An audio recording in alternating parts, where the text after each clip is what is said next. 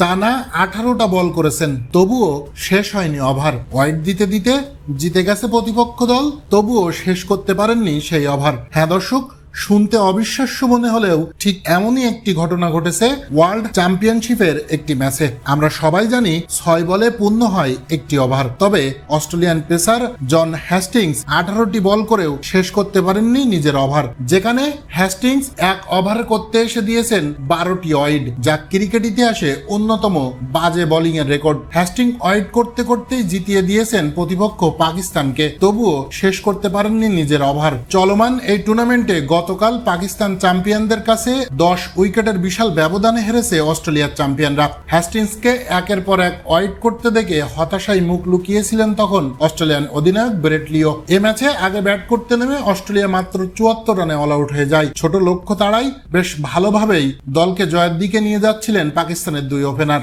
Brett Lee 8ম ওভারে বল তুলে দেন হ্যাস্টিংসের হাতে।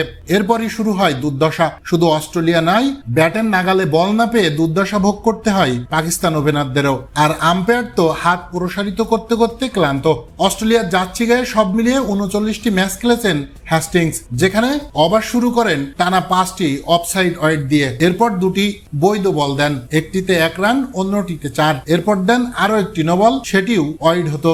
এভাবে করতে করতে শেষ ওয়াইড থেকে জয় সূচক রান পায় পাকিস্তান, অর্থাৎ 5টি বৈধ ডেলিভারির জন্য 18টি বল করতে হয়েছে হ্যাস্টিংসকে, আর রান খরচ করেছেন 19। পাকিস্তান যদি জয় না পেত, তাহলে হ্যাস্টিংসকে আরো যে কয়টা বল করতে হতো সেটা আল্লাহ ভালো জানে। প্রিয় দর্শক, অস্ট্রেলিয়ান পেসারের এমন অবিশ্বাস্য বোলিং আপনার কাছে কেমন লেগেছে তা অবশ্যই কমেন্টে জানিয়ে যাবেন।